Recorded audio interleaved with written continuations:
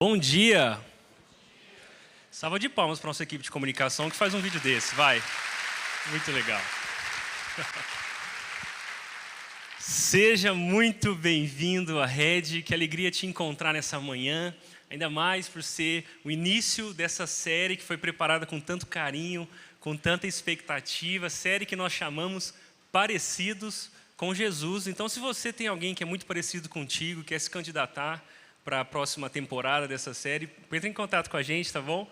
Porque a gente pensou em unir pessoas que a gente conhece aqui da Red. Todos esses atores aqui foram pagos muito bem para fazer esse vídeo. Deu um trabalho sincronizar as agendas, mas essa série Parecidos com Jesus promete, porque nós estamos esse ano aqui na Red conhecendo melhor o caráter santo de Deus. Deus é tão grande, tão bondoso, tão diferente de nós, e aí depois nós descobrimos que esse Deus Santo, Ele se aproxima de nós, Ele anda no nosso meio. Estudamos ali sobre Jesus, respondendo a pergunta, quem é esse? E agora chegou a vez de nós descobrirmos com mais clareza, com mais detalhe, como esse Deus Santo, que anda no meio de pecadores, faz com que pecadores, como eu e você, nos tornemos parecidos com Jesus. Então, estou muito animado, você é muito bem-vindo, ainda mais se está aqui na Red pela primeira vez. Prazer, eu sou o Washington, sou um dos pastores aqui dessa igreja e a gente vai poder aprender coisas muito legais nos próximos domingos, tá bom? E o que é mais curioso é que os seguidores de Jesus, se você se diz um seguidor de Jesus, ou se você pretende ser um seguidor de Jesus, tem uma característica dos seguidores de Jesus que é muito clara. O seguidor de Jesus não precisa descobrir um propósito para a sua vida. Se você rolar aí no Instagram e dar atenção ao que os mestres desse mundo, os influencers dizem por aí, geralmente você vai encontrar alguém dizendo que você precisa descobrir o seu propósito, descobrir o seu porquê. Porque no dia que você descobrir o seu propósito, a sua vida agora fará sentido em viver esse propósito. Seja ele algo relacionado ao seu trabalho, seja algo relacionado à sua própria história, os seus sonhos. Mas é curioso pensar que o discípulo de Jesus não precisa fazer isso. Você sabia que um discípulo de Jesus não precisa descobrir, inventar ou encontrar um propósito para a sua própria vida? Ele não precisa fazer isso, porque esse propósito já nos foi dado pelo próprio Deus. É isso mesmo o que o apóstolo Paulo, um seguidor de Jesus, escreveu na carta aos Romanos, que você vai encontrar no Novo Testamento. Olha o que Paulo diz, ele diz assim, pois Deus, de antemão,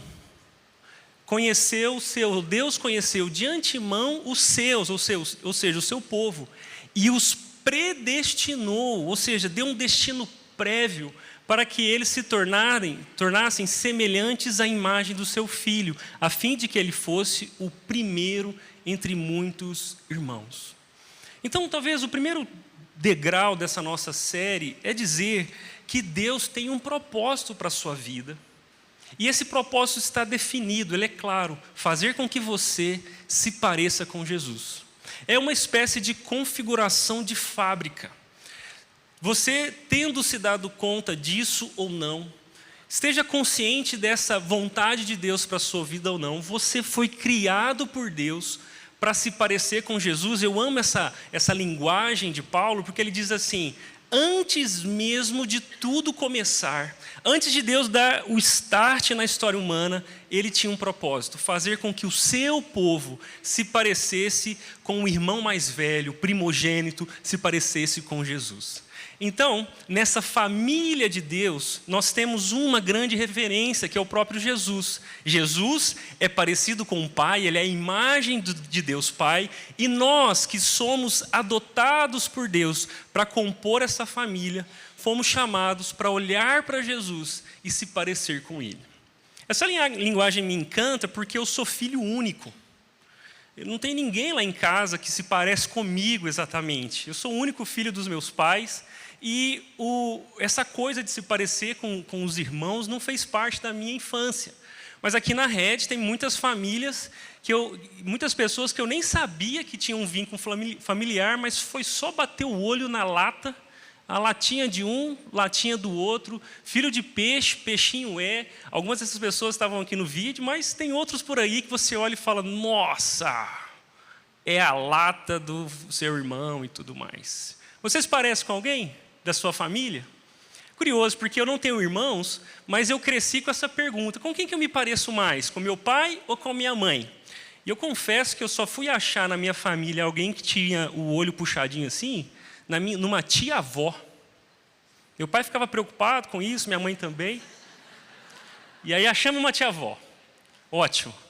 Mas, à medida que o tempo passou, fisicamente ficou constatado: eu não sou muito parecido com meu pai, e nem necessariamente muito parecido com a minha mãe, mas tem outros traços de semelhança que você vai encontrar se nos conhecesse melhor. Por exemplo, dizem lá em Minas que eu pareço com meu pai até no andado. Eu sei que os mineiros têm um dialeto próprio, mas significa que até no jeito de andar a gente se parece. Então eu herdei do meu pai o jeito de andar. Eu herdei do meu pai a rinite. Então, quando o clima troca aqui na Rede, todo mundo abre as janelas porque o Washington começa a espirrar. E quando eu espirro por atacado. Sempre é no plural. Eu herdei isso do meu pai, me pareço com meu pai nesse sentido. Da minha mãe, eu confesso, eu herdei um jeito mais chorão de lidar com alguns assuntos. Eu saí de casa com 13 anos para jogar futebol e eu não esqueço daquela imagem da minha mãe na cozinha, aos prantos, despedindo do seu filho. Engraçado, porque hoje eu tenho 34 anos, já sou pai de 2 crianças, e todas as vezes que eu me despeço da minha mãe chora comigo também. De vez em quando eu choro aqui, dá para ver, lembre-se, é a minha mãe a culpada por isso. Mas, e você, hein? Com quem você se parece? Semelhança, parecer com alguém, não é só uma coisa física. É também um jeito de viver, uma maneira de tomar decisões. Talvez você esteja olhando para a sua própria história e se lembrando que o seu pai era meio explosivo. E no final das contas, quando a sua esposa diz: nossa, igualzinho o pai, hein? Vira briga em casa. Inclusive, um conselho para os maridos: nunca diga para a sua esposa: está fazendo igual a sua mãe, tá bom? Eu aprendi na pele isso. Por quê? Porque nós nos parecemos não só fisicamente com pessoas com as quais nos relacionamos. Nós aprendemos hábitos, nós aprendemos vícios, nós aprendemos virtudes. Nós somos parecidos com as pessoas com quem convivemos. E olha que curioso. Ontem eu estava em casa e eu perguntei para minha filha, a Ana, de 4 aninhos. Eu falei: Ana, com quem você se parece mais? Com o papai ou com a mamãe? Pergunta ruim, né, de fazer. Mas eu perguntei: com quem você se parece mais? Com o papai ou com a mamãe? Aí ela deu uma risadinha e falou: com a mamãe. E aí eu tentei de novo: por que você se parece mais com a mamãe, Ana? E ela respondeu: porque eu amo ela. Eu ainda estou tentando interpretar a resposta dela. Mas eu acho que a Ana já está começando seus estudos teológicos e filosóficos. Sabe por quê? Porque um teólogo muito importante na nossa maneira de pensar a Bíblia, o Bale, ele escreveu um livro chamado Você é Aquilo que Ama. E olha o que ele afirma. Ele diz o seguinte: as pessoas se assemelham ao que reverenciam. Deus criou todos os seres humanos para refletirem uma imagem. As pessoas sempre refletirão alguma coisa, seja o caráter de Deus, seja algo do mundo. Então o que o Bale está dizendo é mais ou menos o que a Ana me disse ontem à tarde. Ela disse: papai, eu me pareço com a mamãe porque eu amo ela. Eu quero ser como a minha mãe. E o que o Bale está dizendo é que não é só a Ana que quer imitar e se parecer com aquela pessoa que ama, mas todos nós acabamos ao longo do tempo, no desenrolar da nossa vida, nos parecendo cada vez mais com as pessoas ou com os objetos, as coisas que nós reverenciamos. Você persegue os seus ideais. Você encontra referências que te prometem uma boa vida. Você se veste de maneira parecida com as pessoas que têm os mesmos valores que você. E ao longo do tempo, você não só ama mais e mais essas coisas, como se parece mais e mais com essas pessoas. Ele continua dizendo: se elas, as pessoas, se dedicarem a Deus, serão como Ele. Mas se dedicarem a algo diferente de Deus, ficarão semelhantes a isso, sempre inanimadas espiritualmente e vazias como o objeto da criação, vazio e sem vida a que se dedicaram. O Bale está dizendo que na história humana, o ser humano foi criado para espelhar a imagem de Deus, para ser como Deus. Mas quando nós decidimos amar outra coisa, e talvez você esteja familiarizado ou se lembre da história de Adão e Eva, que conta como tudo começou. Eles foram criados para serem parecidos com Deus, para amarem a Deus e aprenderem com Deus a como viver nesse paraíso que Deus criou. Mas em algum momento eles decidiram amar mais algo que Deus criou do que o Deus que criou todas as coisas. Eles colocaram sua atenção, seus desejos no fruto do conhecimento do bem e do mal. Eles quiseram ser como Deus, não em imitar como Deus é, mas ser o próprio Deus de si mesmos. E o que aconteceu? Eles se tornaram diferentes de Deus. A história humana diz então que Adão e Eva, que foram criados para amar um ao outro, amando a Deus, agora precisam educar filhos que amam mais a si mesmos do que o próprio Deus. E o primeiro assassinato em Gênesis capítulo 3 já está escrito: Caim ama mais a si mesmo do que a Deus e até mesmo a Abel, e acaba matando. E a humanidade vai se desfigurando de acordo com os ídolos que consegue construir para si. E é por isso que talvez uma grande constatação, ou o nosso grande problema, é que nós somos formados para ser como Jesus, foi para isso que fomos criados. Mas acabamos deformados por algum tipo de idolatria. Algo ou alguém que assumiu o lugar de Deus no nosso coração, alguém que nós amamos mais do que Deus, acabou fazendo com que a gente não se parecesse mais com Deus e desviasse a nossa história de vida para parecer com qualquer caricatura de alguma coisa que a gente colocou os olhos para amar. E eu quero te ajudar hoje a encontrar um caminho de retorno para a vida que Deus te criou para viver. Seja você alguém que está aqui com 12, 13 anos e está descobrindo a vida, descobrindo as coisas boas da vida, sonhando com como você será daqui a 10, 15, como você chegará aos 50 anos. Seja você que já chegou aos 50 anos, talvez aos 60, e você olha para trás e percebe que você se tornou uma pessoa diferente do que imaginava que se tornaria. Já parou para se perguntar isso? Você é hoje o tipo de pessoa que você imaginava que seria nessa altura da vida? Porque se tem alguma angústia entre nós, eu quero crer nisso, é que todos nós sabemos que nós ainda não somos tudo o que gostaríamos de ser. E o que é pior, quando você vem numa igreja como essa e começa a conhecer a vontade de Deus, você percebe que você está muito longe do que Deus quer que você seja. A série Parecidos com Jesus é para te ajudar a encontrar um retorno, um caminho de volta, para que a sua vida volte a fazer sentido, um sentido verdadeiro, eterno, o sentido que Deus nos criou para sermos parecidos com Jesus. É por isso que eu queria te pedir para prestar atenção nisso. Nós somos o resultado desse monte de coisas que resultam no tipo de pessoa que eu e você nos tornamos. Nós somos hoje a mistura daquilo que nós cremos, as convicções que nós adquirimos na vida, do que é bom, do que é ruim, do que é certo, do que pode, do que não pode fazer. Mas não só as crenças, nós também somos o resultado das pessoas com quem convivemos. Tem um ditado por aí que diz que você é a média de quantas pessoas, mais ou menos? Das 5 pessoas com quem convive. Eu não sei se dá para medir exatamente essa história, mas existe uma verdade. Quando eu cheguei aqui em Indaiatuba, eu participei do meu primeiro pequeno grupo. E como um bom mineiro, eu tomava açúcar com café. Cheguei em Indaiatuba e comecei a fazer amizades com um bando de homens que tomavam café sem açúcar. Em algum momento eu fiquei constrangido com isso, fora a persuasão, né?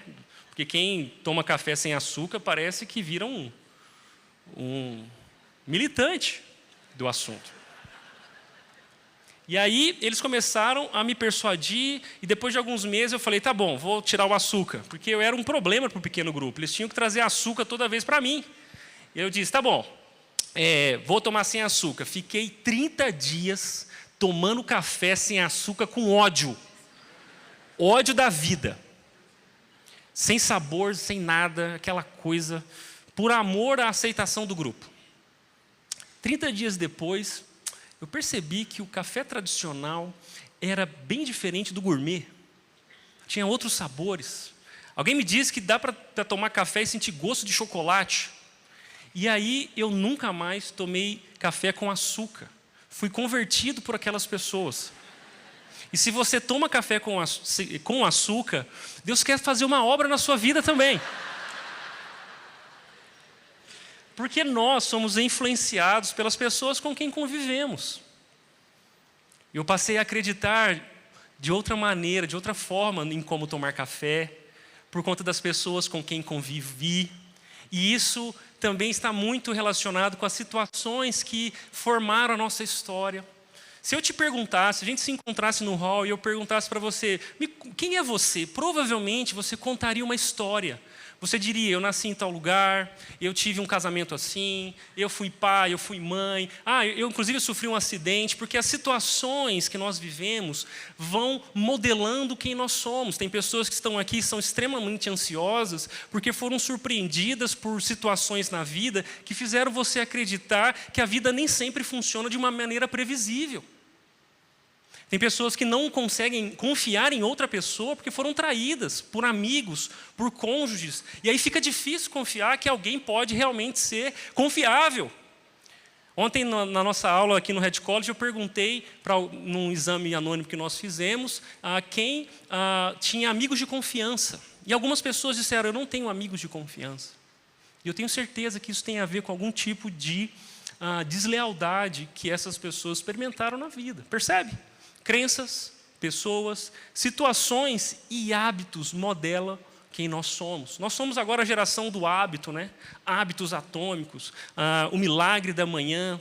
Parece que o mundo está realmente percebendo que você é mais ou menos o resultado das escolhas habituais que faz todos os dias. É curioso porque um dos nossos amigos, John McCormer, tem nos ensinado, a gente tem começado a ler alguns livros dele aqui na rede. Ele diz o seguinte, a formação espiritual não é opcional. Todos nós estamos num processo de formação e não é opcional. Cada pensamento seu, cada emoção na qual você deixa modelar o seu comportamento, cada atitude que você deixa repousar em seu corpo, cada decisão que você toma, cada palavra que fala, cada relacionamento que estabelece, os hábitos que compõem seus dias, se você tem ou não mídias sociais e como as utiliza, como responde à dor, ao sofrimento, como você lida com o fracasso ou com o sucesso, exatamente todas estas coisas e muito mais estão moldando você de uma forma particular.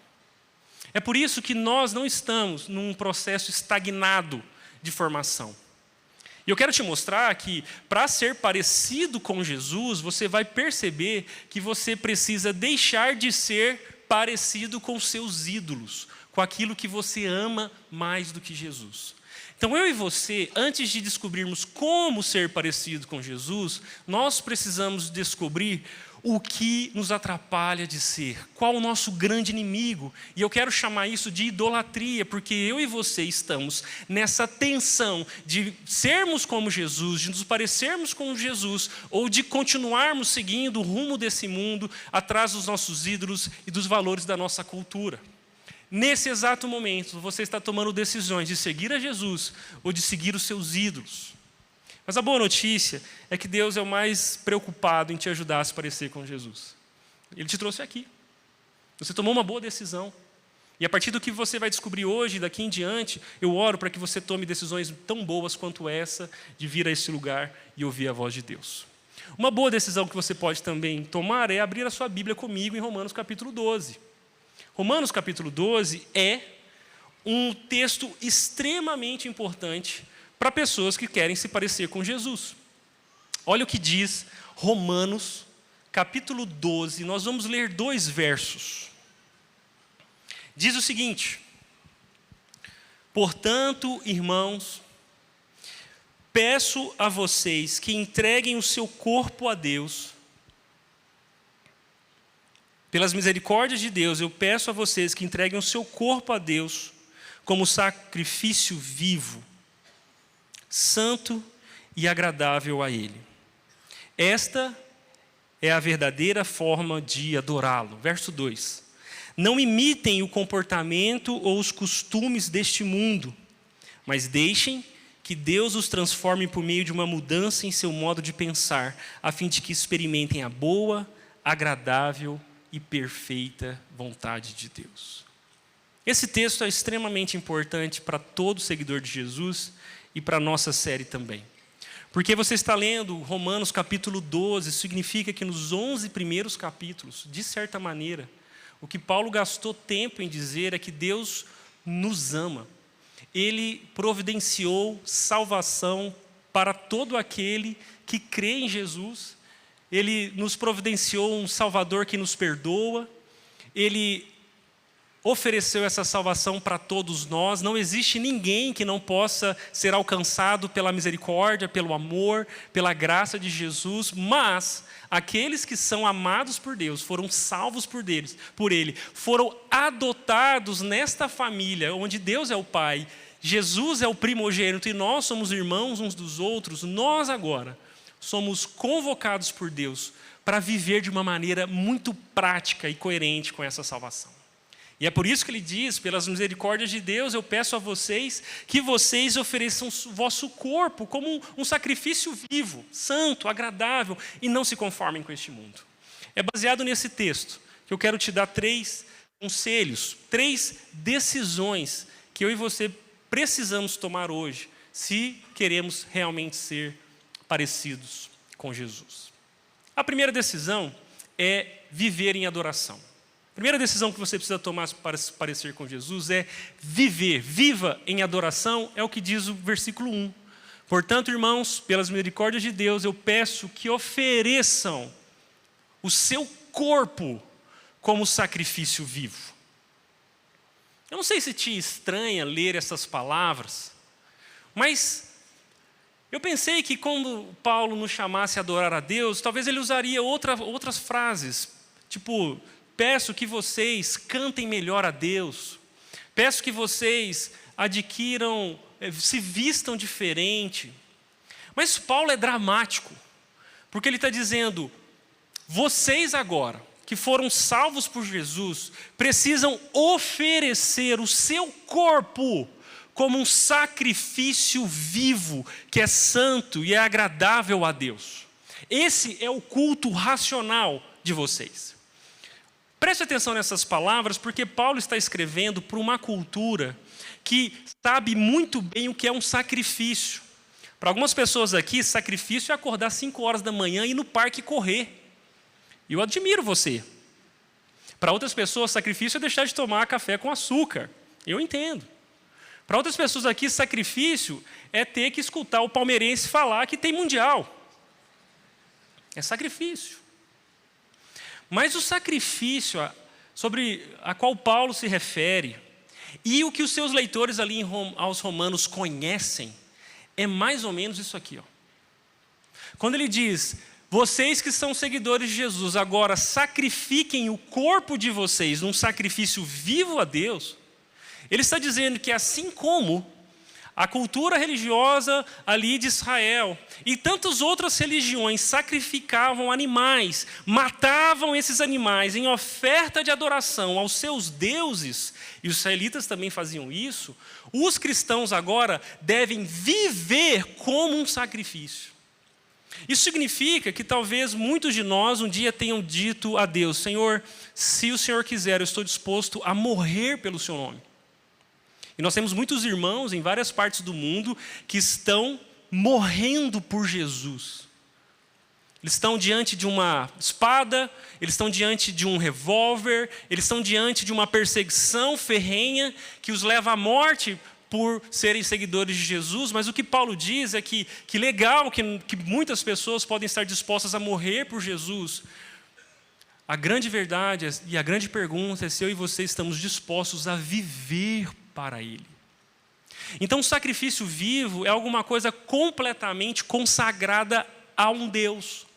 E eu e você, se queremos seguir a Jesus, precisamos viver completamente, inteiramente, sacrificados, ofertados, consagrados a Deus, uma vida devotada a Ele. James Smith diz o seguinte, a ordem de Jesus para que o sigamos é um chamado a alinhar nossos amores e anseios aos dele. Querer o que Deus quer, desejar o que Deus deseja, ansiar pelo que Deus anseia e almejar por um mundo onde Ele é tudo em todas as coisas. Você é alguém assim? A sua vida hoje é completamente dedicada a Jesus? Seus amores, seus planos, suas afeições, suas escolhas, sua rotina, seu dinheiro, sua saúde, seu futuro, seus filhos, seu trabalho, seus ideais, tudo isso Jesus pode dizer que é dele quando olha para você? Porque para nos parecermos com Jesus, não dá para vivermos como um sacrifício meio vivo para Deus. O chamado de Jesus é para que eu e você vivamos numa completa adoração. Adoração, portanto, não é o que nós fazemos aqui quando nos reunimos no domingo. Adoração não é um gênero musical que você escolhe na playlist, músicas de adoração. E aí você descobre um gênero meio zen, assim, de refrões que nunca acabam. Adoração é uma vida consagrada a Deus. Talvez, assim como um soldado que se alista para o exército e a partir do momento que é convocado, ele não tem mais personalidade própria, ele não pode mais planejar a sua vida segundo as suas vontades, porque ele se alistou para servir a um exército, para servir a um comandante, e agora a sua vida, a sua família e tudo que ele é gira em torno desse serviço. Eu e você, quando seguimos a Jesus, não temos a opção de não levarmos tudo aos seus pés. É por isso que eu queria te ajudar a responder essa pergunta hoje.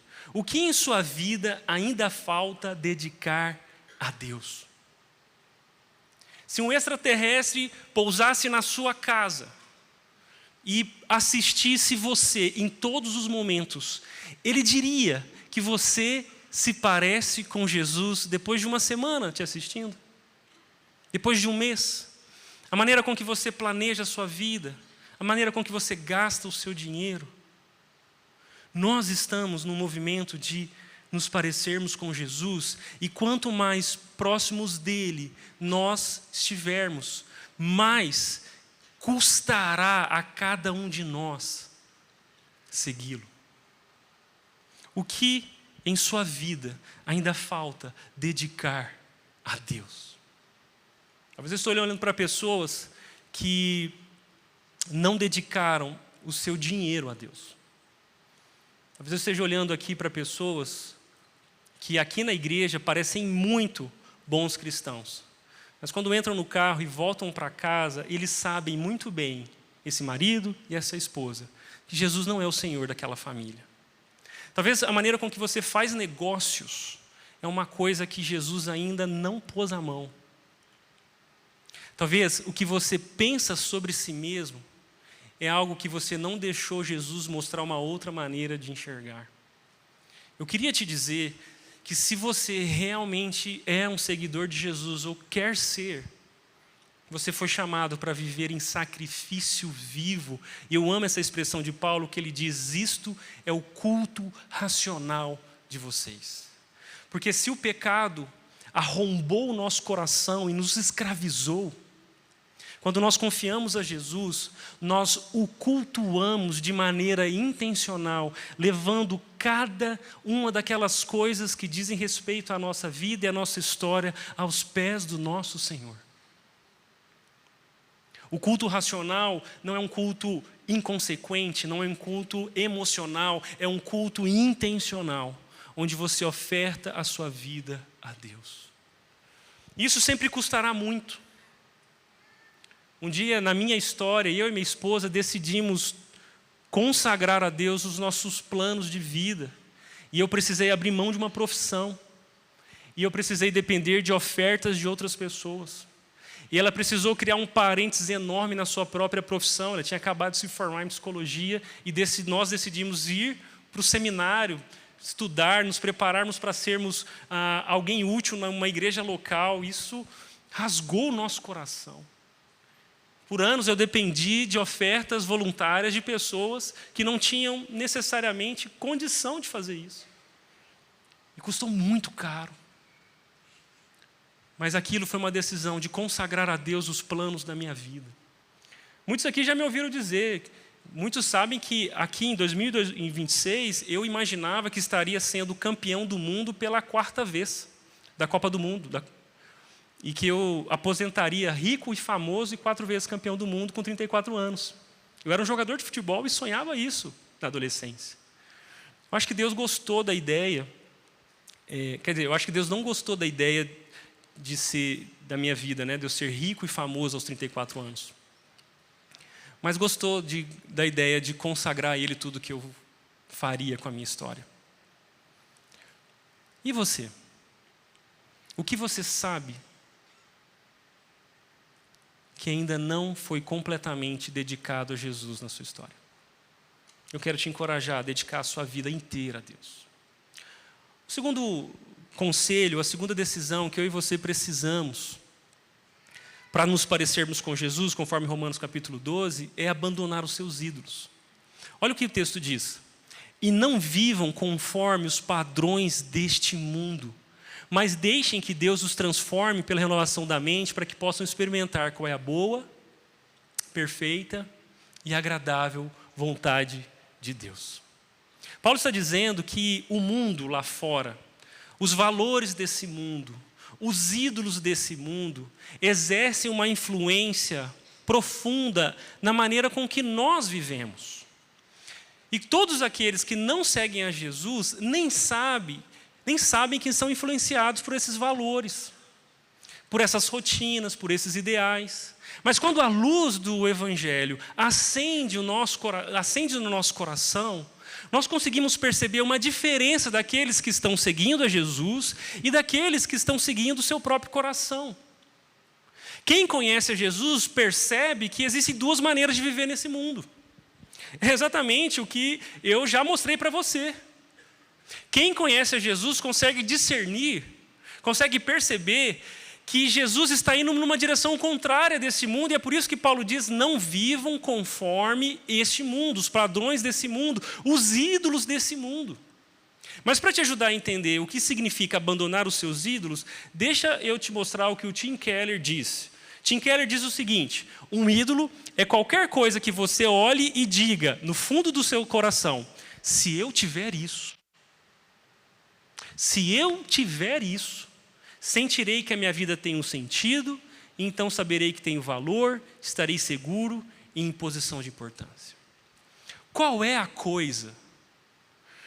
Qual é a pessoa? Qual é a circunstância de vida que você colocou os seus olhos, e por mais que você não tenha usado essas palavras, você realmente crê que quando você obter isto, que quando você chegar lá, a sua vida terá sentido, você será alguém de verdade, você estará completamente feliz e seguro. Para alguns isso pode ser um casamento. Homens, mulheres, solteiros, namorando, até em período de noivado, pode olhar para aquela data e dizer: quando eu me casar eu serei amada. Quando eu me casar, eu vou mostrar para todo mundo que dei certo na vida. Quando ele disser eu te amo, e aí eu serei completamente feliz. Talvez seja uma promoção, eu não sei o que é, pode ser qualquer coisa, inclusive coisas boas, como o casamento, o trabalho, ou até na igreja. Talvez existam entre nós voluntários que estão dizendo assim: quando eu trabalhar na rede, eu vou ser feliz de verdade. Inocente. Mas talvez você tenha colocado os seus olhos e a sua fé em alguma coisa que não é Deus, e a Bíblia chama isso de idolatria. Keller continua dizendo: um falso Deus é qualquer coisa que seja tão central e essencial em sua vida, que caso você a perca, achará difícil continuar vivendo. Quantas vezes eu já ouvi em sessões de aconselhamento, pessoas vivendo crises profundas e dizendo: eu não sei mais o que eu vou fazer com a minha vida. Porque perderam uma família, porque perderam a saúde, porque tomaram uma decisão errada, porque perderam uma pessoa, perderam um filho, perderam um cônjuge, perderam alguém que amava, porque erraram, porque perderam a reputação.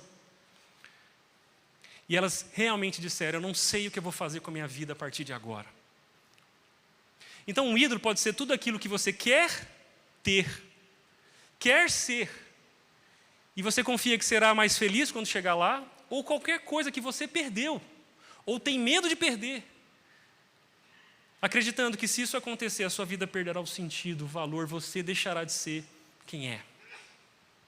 Para concluir, o Keller diz o seguinte: um ídolo é qualquer coisa mais importante que Deus para você. Qual é o seu ídolo? Quais são as coisas que você considera, no fim das contas, mais importantes do que Deus? Curioso, porque Romanos diz então: não vos conformeis com este mundo, mas deixem que Deus os transforme pela renovação da mente, e isso está acontecendo exatamente agora.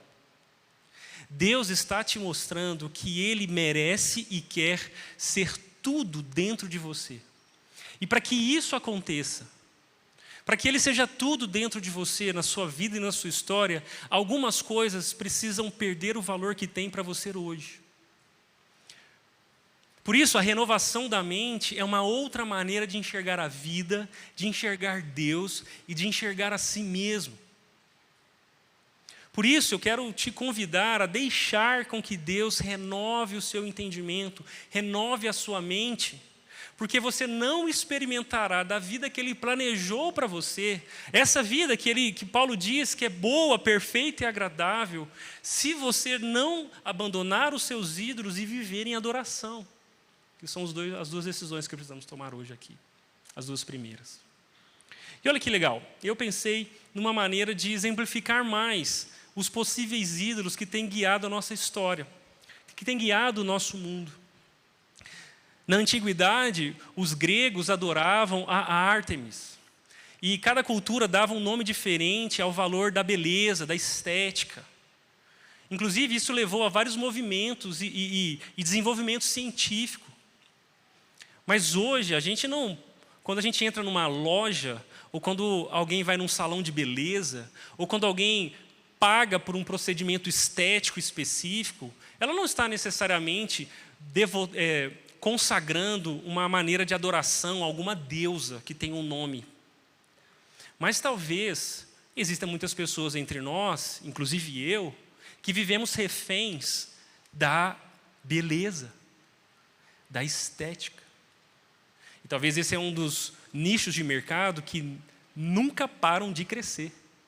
Cosméticos, cirurgias reparativas e moda e tantas outras coisas que fazem parte de um ser humano, de uma cultura idólatra que idolatra, acima de tudo, a estética. E o que é mais curioso é que ninguém ama a beleza por ela só. Ninguém ama um corpo bonito. Ninguém ama um lábio avantajado, necessariamente. Ninguém ama um cabelo novo. Ninguém ama perder quilos e ficar mais sarado. A gente não ama necessariamente essas coisas. Ninguém ama a academia. Nós amamos o que essas coisas nos prometem.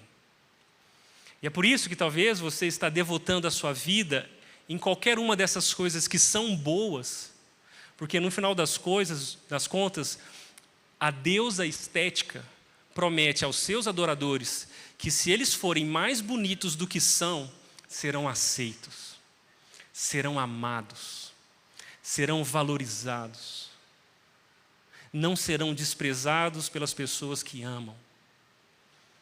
Por isso, quem ama a estética devota seu dinheiro, sua saúde, sua rotina, suas decisões para ser aceito e amado. Porém, essa rotina de sacrifícios nunca tem fim. Então, sempre existe mais um treino para fazer, sempre existe mais uma cirurgia para fazer, sempre existe mais um cosmético novo para usar, sempre existe um novo personal training, sempre existe uma nova dieta no altar da adoração da estética. Talvez a necessidade ou procura por ser amado não é necessariamente para você algo que te faz se preocupar com a sua beleza, com a sua estética. Talvez pode ser o entretenimento. Quem nunca, depois de um dia cansativo, sentou na sala da sua casa e respirou fundo dizendo: eu mereço maratonar uma série hoje. Eu mereço assistir esse filme. Quem de nós, num momento estressante do dia, não perdeu alguns minutos preciosos rolando o feed do Instagram para, de alguma maneira, se sentir mais calmo e aliviado das tensões que aquela reunião te trouxe, que aquele dia te trouxe? O Deus do entretenimento promove alívio, promete alívio para os seus adoradores. E eu confesso quantas vezes eu briguei com a minha esposa porque o meu horário do almoço já estava se estendendo demais. Super preocupado com um monte de assuntos que eu tinha para resolver naquela tarde. Saí de casa, vindo para o escritório. Quando cheguei no escritório, sentei, abri o Instagram e perdi uns 20, 30 minutos ali em nada. Porque eu também sou tentado a encontrar alívio das minhas tensões no entretenimento.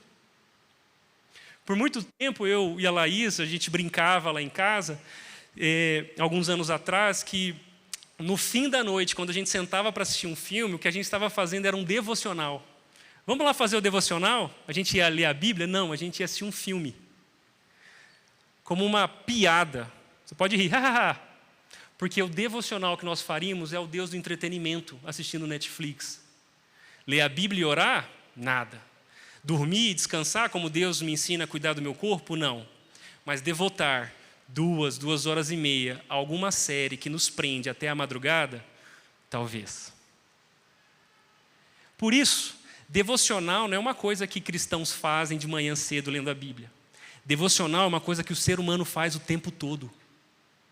Ou a Jesus, ou algum ídolo que nos promete alguma coisa que faça sentido. Por fim, outro exemplo talvez seja o ídolo do desempenho. Quantas vezes eu fui extremamente elogiado por pessoas ao meu redor, mas voltei para casa triste, porque aquilo que as pessoas diziam a meu respeito não era mais importante do que a minha opinião sobre mim mesmo. E para alguém que é tentado a ter controle de tudo, que valoriza planejar e cumprir os planos quando as coisas não saíram do meu jeito, e dependente das avaliações que alguém poderia me dar, eu ia para casa triste. Por quê? Porque talvez o ídolo do desempenho está dizendo: você é bom, mas pode ser melhor. E não contente em ser bom, eu e você podemos de novo devoltar a nossa vida, o nosso tempo, o nosso humor, o nosso dinheiro, a nossa atenção ao ídolo da performance, ao ídolo do desempenho, que diz: você ainda não chegou lá. Esse papo está sendo útil só para mim aqui hoje de manhã? Qual é o seu ídolo? O que você valoriza tanto que é mais importante do que Deus para você? Se essa conversa está muito abstrata, deixa eu te dar algumas perguntas que talvez possam te ajudar. Esse é o meu método para reconhecer um ídolo. Primeira pergunta: onde você gasta seu dinheiro com mais facilidade e tem menos autocontrole?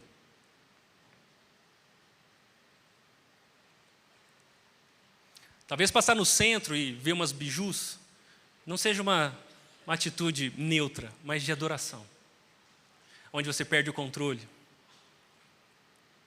Talvez, outra pergunta: qual é a causa real das suas emoções mais incontroláveis, como raiva, ansiedade e até culpa? Tem muita coisa que dá errado na sua vida, mas quando uma especificamente dá errado, você explode. Por quê? O que te faz sair do sério? O que te faz não dormir à noite? Ou perder o sono na madrugada? O que te faz acreditar que, apesar de Deus ter te perdoado, você ainda se sinta culpado? O quê? Talvez nós estamos falando de um ídolo na sua vida. Outra pergunta: sobre o que você ora, o que você pede? Avalie as suas orações. Geralmente a gente pede a Deus que nos ajude a continuar idólatras. Deus, faz dar certo aquilo. Deus, se aquela viagem sair, Senhor, me ajuda. Eu já pedi para mim ficar mais forte, quando eu tinha 13 anos. Senhor, prospera o meu trabalho na academia. Hoje eu estou confessando uns pecados aqui, né? Sobre o que você ora? O que você pede a Deus? Suas orações podem te ajudar. Olha aí, o que se você perdesse hoje faria a sua vida deixar de parecer digna de ser vivida? Se isso acontecer, eu não tenho mais razão para viver. A quem ou ao que você recorre imediatamente em busca de conforto quando está sob estresse? Onde é que você alivia o seu estresse? Com certeza aos pés do seu Deus. Uma última pergunta que possa ser útil: para onde os seus pensamentos vão sem qualquer esforço? Para onde você vê a sua mente viajar sem que você precise se concentrar muito? Onde estão os seus ideais? Eu brinco com a minha equipe aqui na Rede, muitas das ideias que eu tenho, elas brotaram enquanto eu tomava banho. No princípio isso parecia legal, alguém criativo, inspirado por Deus, né? Mas depois eu pensei que talvez eu saio do escritório e não consigo parar de trabalhar. E mesmo tomando banho, eu estou pensando naquilo que é mais importante para mim. E você? Para onde os seus pensamentos vão sem qualquer esforço?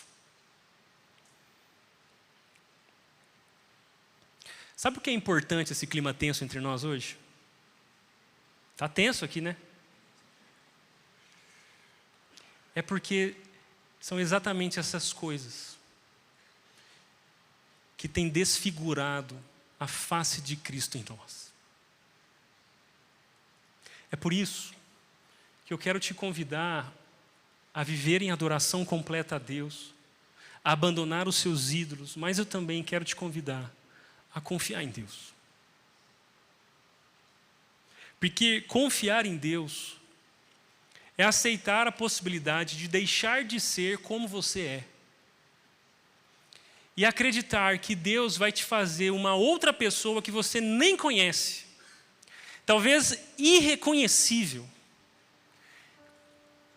O que o texto de Romanos 12 termina dizendo é: se vocês fizerem isso, se vocês não se conformarem com este mundo, se vocês deixarem Deus renovar a mente de vocês, vocês experimentarão a boa, perfeita e agradável vontade de Deus.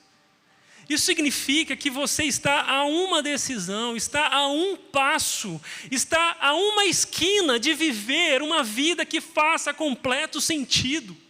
uma vida boa, uma vida perfeita, uma vida agradável, porque é o Deus que destrona os nossos ídolos, que nos chama ao arrependimento, é o Deus que tem bons planos para nós, é o Deus que sabe o que nós realmente precisamos e por isso não para de confrontar cada hábito, cada decisão, cada devoção, cada ídolo que tomou conta do nosso coração e nos afasta dele. Se você viver em adoração, se você lutar contra os seus ídolos, o resultado disso é uma vida plena, é uma vida boa, é uma vida perfeita conforme os padrões de Deus. Não é isso que você quer? Não é isso que faz sentido? Porque os nossos ídolos têm destruído as nossas vidas, destruído a nossa saúde, destruído a nossa paz, destruído as nossas famílias, destruído a nossa carreira, destruído as nossas relações, destruído o nosso senso de utilidade no mundo. E o que Deus quer fazer é restaurar a cada um de nós por completo. Eu gostei de pensar sobre isso, eu queria te ajudar a pensar sobre isso também. Como seria a sua vida se você realmente confiasse em Deus? Como seria a sua vida a partir de hoje se você entregasse essa parte dela que você não entregou a Jesus ainda? Talvez isso vá te custar tão caro que você tem medo do quanto isso vai doer. Mas quem vive seguindo a Jesus não é abandonado. Ele é capaz de fazer você uma nova pessoa. Você será plenamente feliz, plenamente satisfeito. A sua vida fará pleno sentido se você seguir a Jesus e abandonar os seus ídolos. Como seria a sua vida hoje? Como seria o seu casamento se você decidisse fazer o que é difícil, mas é o que Deus diz para você fazer? Como seria lá no seu emprego se você tomar aquela decisão de uma vez por todas que você tem adiado? Como seria nessas relações que foram quebradas se você decidisse perdoar? Eu tenho certeza que você seria mais parecido com Jesus. E o que é mais especial nisso? O Efeito Prisma postou essa semana e eu quero te mostrar que é verdade, seguir a Jesus não é muito difícil, tá? Seguir a Jesus é impossível. Adorá-lo completamente, abandonar os ídolos e não viver conforme este mundo, impossível. E é exatamente por isso que talvez você não percebeu, mas antes de começar essa história, Paulo disse para nós: portanto, irmãos, pelas misericórdias de Deus, vivam em adoração, abandone os seus ídolos e confie em Deus. Sabe por quê? Porque para todos aqueles que decidem seguir a Jesus e pagarão caro o preço de fazer isso, todos esses também podem contar com a grande misericórdia de Deus, porque ela é a causa de não sermos consumidos. A boa notícia dessa manhã é que o estoque de misericórdias de Deus foi renovado. Eu e você podemos contar com elas para cada desafio que enfrentaremos hoje. E se você fracassar, e se os seus ídolos de novo tomarem conta do seu coração até o final do dia, vá dormir, porque amanhã de manhã misericórdias novas estarão à sua disposição para de novo viver em adoração e lutar contra os seus ídolos. E se em algum momento você tropeçar e errar de novo, conte com as misericórdias de Deus que estarão à sua disposição. O nosso Senhor não é aquele que está no fim do caminho dizendo: venham, vocês conseguem. É aquele que se fez o caminho para que nós vivêssemos dia após dia nele, com ele e nunca longe dele. Dá para viver em adoração, dá para abandonar os nossos ídolos, dá para realmente confiar em Deus, porque as misericórdias do Senhor se renovam a cada manhã. Você crê nisso? Você pode crer nisso hoje? Que a misericórdia de Deus não faltará na sua história de hoje em diante, porque ela na verdade nunca faltou. Até mesmo pelo fato de que você veio parar aqui hoje. Não pelo seu esforço, não pelas suas boas decisões, mas como uma expressão de um Deus que se importa tanto contigo, que derrama de novo e de novo sobre a sua vida as suas profundas e perfeitas misericórdias. Então eu quero que você termine essa manhã esperançoso, porque as forças para viver uma vida que agrada a Deus não estão em suas mãos, mas nas mãos dele. E vez após vez, esse Deus bondoso derrama ela sobre nós. Derrama sobre nós misericórdias e misericórdias. Por isso, deixa eu te ajudar a refletir e praticar o que nós conversamos hoje. Primeiro, adore a Deus para renovar a sua mente. A renovação da mente é um ato de adoração.